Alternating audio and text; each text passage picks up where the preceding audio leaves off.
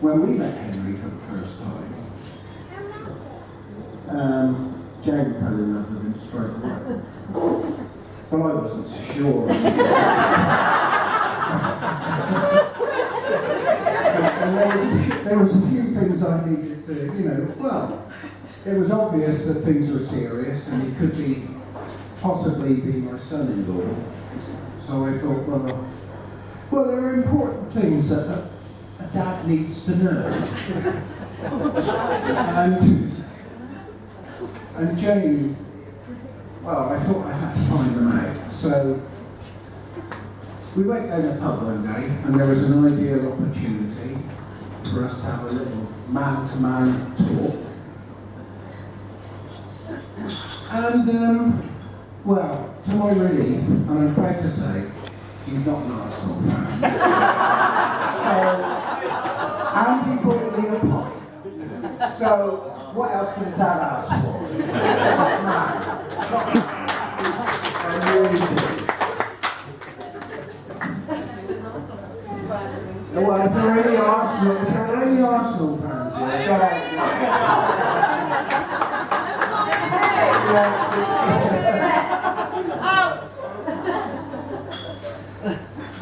I'm not going to talk too long because, shut up.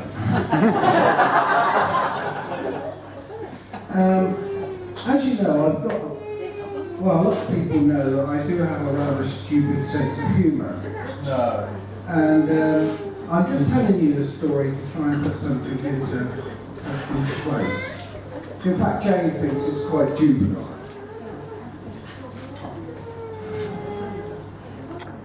Oh, Alfie wants her words. Okay. Henry, well, first of all, I've got this juvenile sense of humour, and I seem to lock into my mind, not much else, but I get these, over the years, I get these silly one-liners in my head, silly jokes. And I usually blurt them out at the wrong moment and drop myself in it. And Jane can vouch for this. And now you know that fact, I can tell you that on one of our many trips down to Brighton, Henry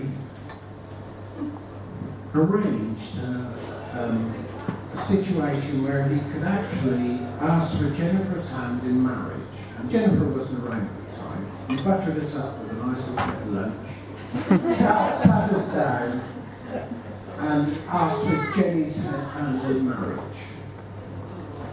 Now, I looked at Jane, and I could see her welling up and reaching for the tissues. And bearing in mind my silly sense of humour, all I could think of was a Tommy Cooper joke. And this thing came to the forefront of my mind, where Tommy Cooper says, "Why do you want her hand? What's wrong with the rest of them?"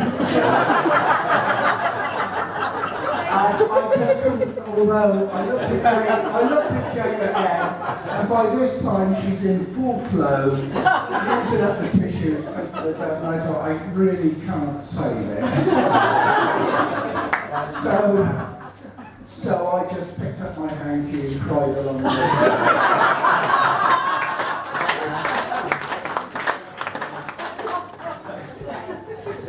Oh dear. What else have we got there? This is such drivel. Yeah, okay. I'm going to wrap it up now, but I want to. There is a point traditionally in the father bride speech where you offer some advice to the newlyweds, and I would like to do that. And I've thought long and hard about it. And I know that Jenny and Henry actually do have all the ingredients for a very, very long and lasting marriage. But there are a couple of things. And I would like to say that you should have patience and compromise. and I should know.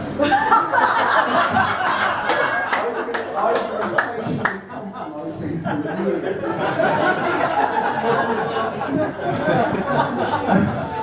You didn't tell me that Look, look, ladies and gentlemen, please, I would like you to all be upstanding and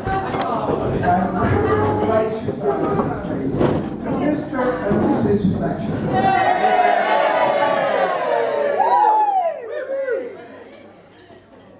Thank you very much.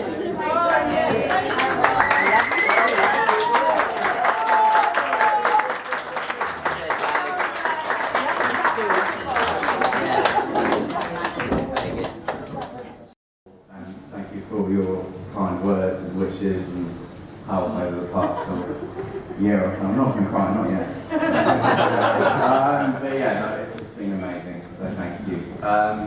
First big thank you goes to Jamie Paul. It's just been incredible this year. Not just the wedding, just with everything else.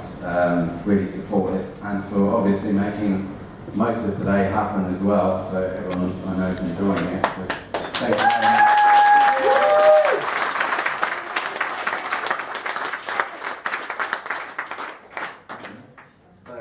My wife and I,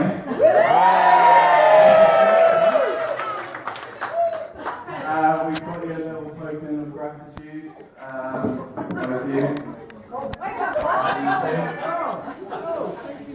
And obviously Edward, we couldn't have done it without you. Thanks, Dad. A very sizable contribution to making today happen, and thanks for the dance tips for later on. You know where I get it from. So, little token of our appreciation. Thank you. Thank you very much. So yeah, we'd just like everyone, thank you everyone for coming. We'd also recognise the people that can't be here, which are very close to our hearts. So another thank you for you. And I'd also like to thank my mates who have helped out today, made today possible. Leo for the invites and the design, and also the security Miles for taking lots of lovely photos and giving me shit. Thank you. Everyone else who's helped out, thank you. That's been incredible. Elsie, who's just the most adorable flower girl for today. So big cheer for her. Absolutely gorgeous. And we've got you a little gift. Hopefully it's better than the fruit one.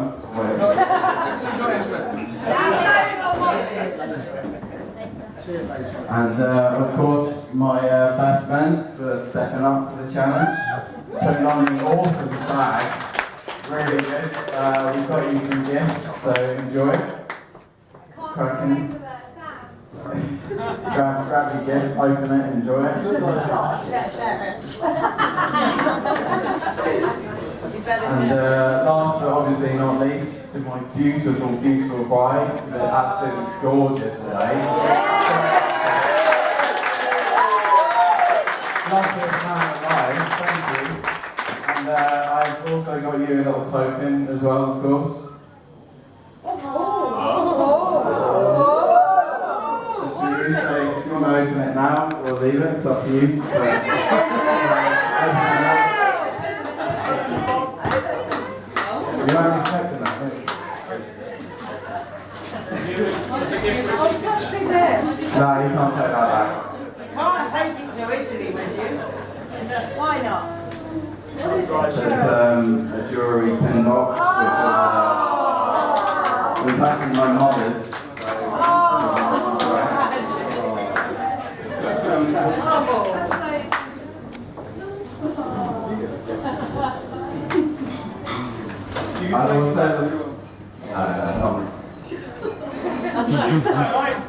I'd also like to thank you. Jen basically taught herself how to sew about 6 months ago, and look what happened. So I'm quite overwhelmed with how talented you are. You've pretty much done all of the decorations that you can see inside, all of the bunting, all of the favours. Just been incredible, really. So it's a massive contribution. Most of the design, hopefully everyone can take a silly photo later, and we've got sweets and whatnot, so do enjoy it, make the most of it.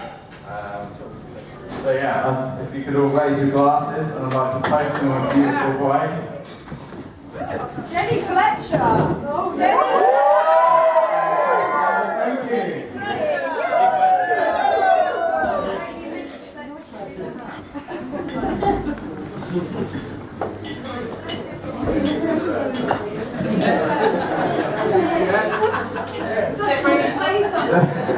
You're having a moment. No, I've just been incredibly fortunate. I decided to move back here. I didn't have a job. I had enough money to live for about 3 months or so, and rallied together with some mates, and we got a flat. And it kind of sink or swim moment, and I really fell on my feet. It's just been incredible. I was sorted. I did it in the wrong order. I accidentally met Jen. I didn't have a job. But when I phoned home to tell Dad that I met such a lovely girl, I told him, "Don't worry, I'll get the job next." That was it. So I knew he was thinking it. But no, honestly, the past best of 4 years have just been incredible. We've done so much. Thank you, everyone, just making it possible. Yeah, I just can't wait some more years together. It's just going to be absolutely amazing.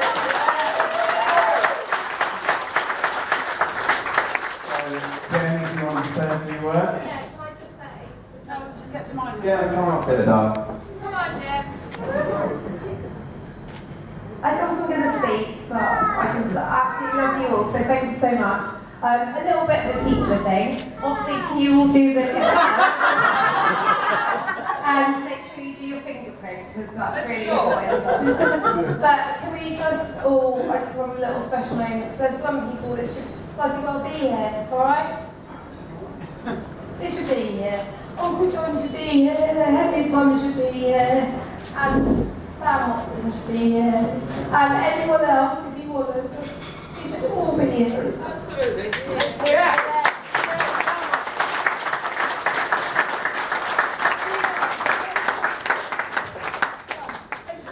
Okay, that's hopefully the sad bit out. Now, this is the bit where I realise what an idiot I've been, and stitched myself up twice. This is the problem with having 2 best men. So, one of them knew me in my formative years, and then another when I moved back to Brighton. So, please be kind, because they literally know everything. So, this is a bit where I kind of duck out and hide my face. But firstly, I'll pass you over to Samo if you want to step up.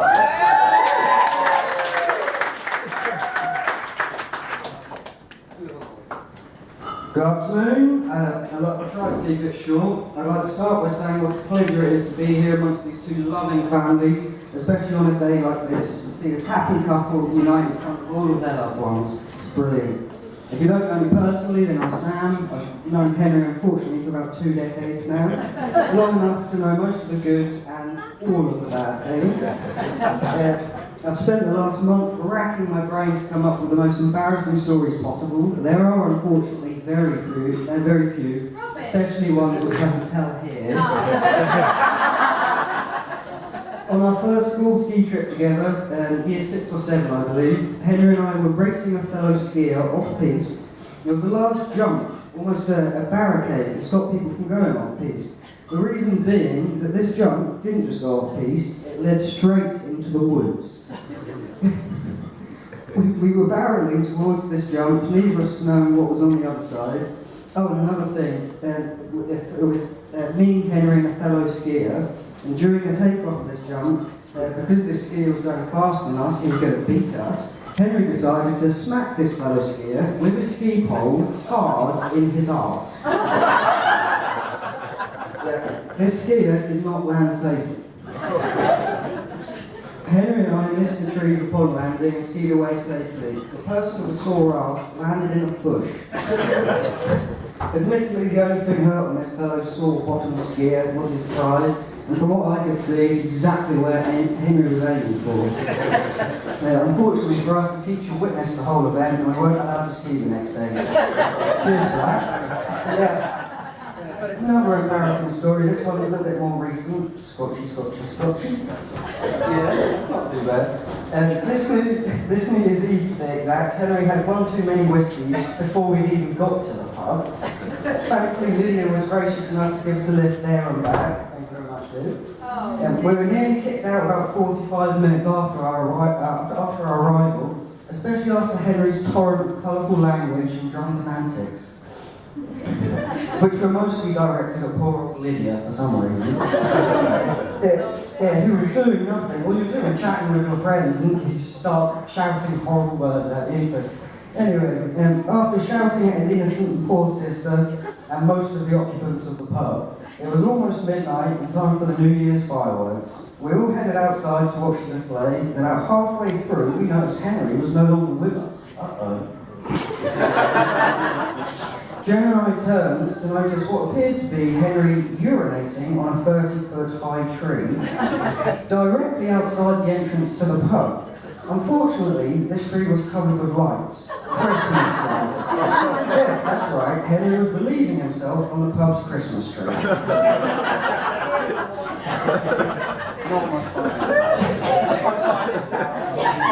Jen and I managed to usher him away before too many people noticed, and thankfully everybody was still engaged with the fireworks display.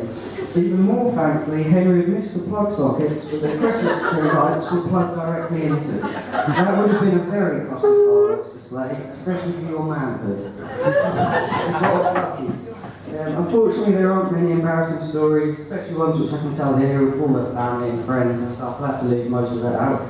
So I'd like to finish with a little parable, a little poem which I wrote just last week.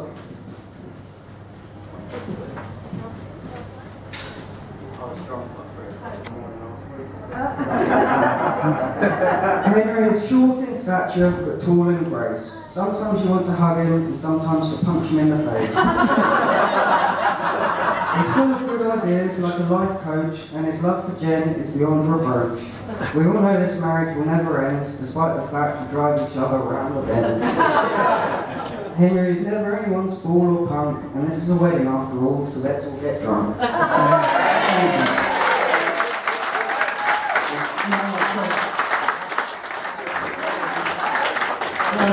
Hand over to Ollie. Hope you're going to say a few more embarrassing words.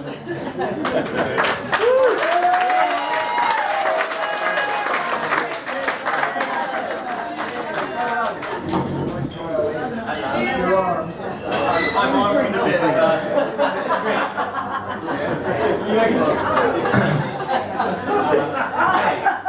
a bit nervous here. I'm Swiss and we're not really known for our sense of humour, so just bear with me.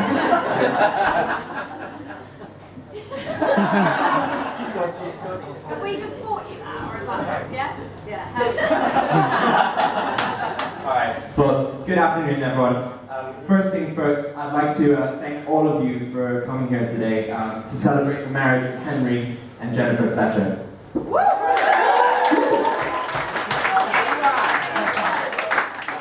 My name's Ollie, and I'm joint best man here today along with Sam. I feel incredibly honoured to take on this duty, especially since it's probably only 10 minutes in about 3 years that Henry and Jen don't have planned out to very vast detail.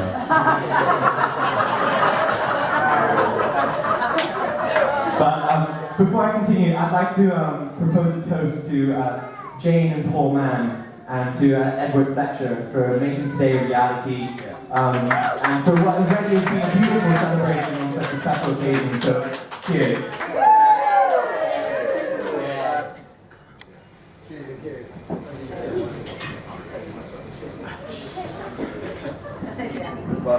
I'd also like to say what a great job little Elsie did as Flower Girl. I think she deserves a round of applause while giving you the silver pass.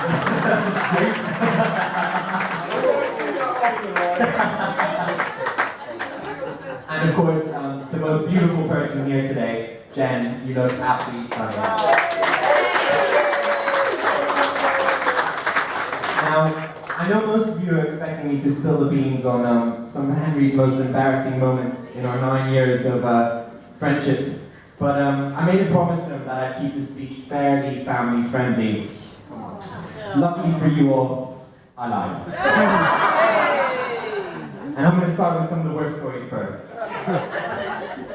I met Henry on the first day of university up the road at Sussex. We were a couple of teenagers leaving home for the first time to seek our fortunes by studying business management. Sorry, Jen. If only we'd actually gone to class, you'd have probably gotten a better gift than my £5 Argos voucher. Anyways, Henry and I have been friends from that first week of university, and during these years I've come to learn some of his finest traits and shared some priceless experiences. For instance, as surprising as this may sound, Henry's actually known amongst our friends as a decent cook and a keen barbecue enthusiast. Someone who can put a good plate of food on the table and host a great dinner, much down to what I believe is Jen's input and patient guidance. However, this came at a cost to others who lived with him beforehand. When we had to endure some of his dubious questions like, how do I chop an onion? And what about this pepper? And when we told him to chop them into bite-sized chunks, he responded in typical Henry fashion by asking us for measurements.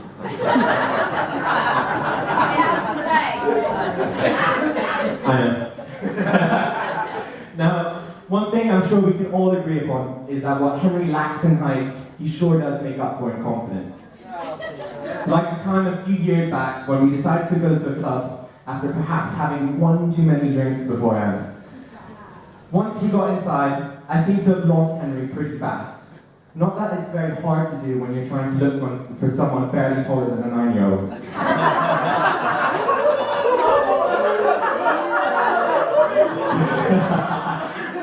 But anyways, I decided to look for him, and I went everywhere. I went, to the bar. I went to the dance floor. I even went to the hall leading up to, the dance floor, and he was nowhere to be found. And finally, I decided to look outside. To my surprise, I found Henry.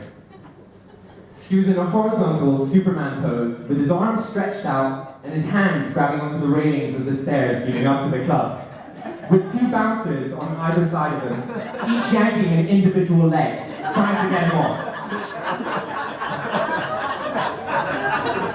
After a bit of drama, I told Henry to call it a night and grab a taxi from the rank outside the club.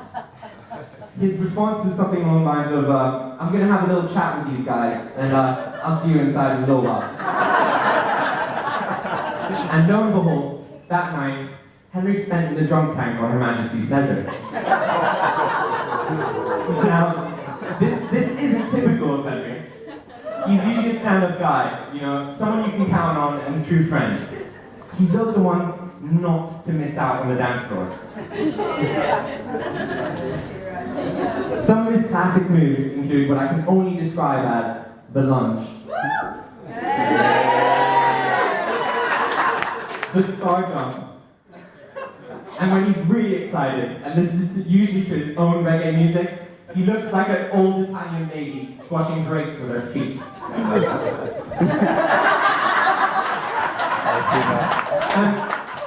I sincerely hope, Jen, for your sake, that Henry's rhythm when dancing doesn't extend to the bedroom as well. But now on a serious note, I knew Henry and Jen were meant to be together right from the start. Jen is kind, caring, and always fun to be around. The perfect partner for a best friend. She was also willing to go down to the Volks nightclub and be the only person there dancing to Henry's DJing. which I believe is a sign of true love.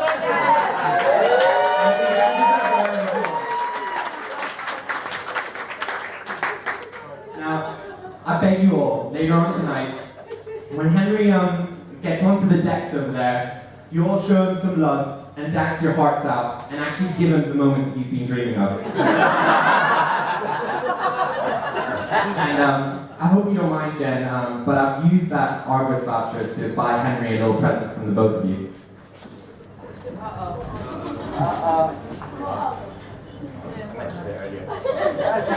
Henry, can you read aloud what the tag says before you open it? Dear Henry, now you'll be able to see the crowd. Love January. January. Let's see it. Open it up.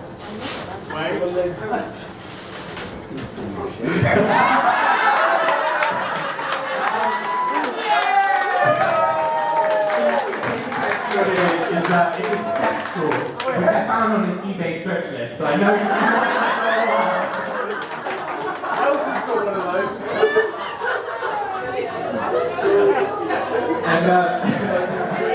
and on a final, it's a good one, I know, it's pretty good, decent. And on a final note, I think it's a great testament to what a good guy Henry is, for the fact that in all these years of friendship, I can only mock him for his height, lack of cookery skills, attention to detail, absolutely terrible dancing, and one-off drunken incident. And for that, I'd like you all to raise your glasses. To love and everlasting happiness to the bride and groom.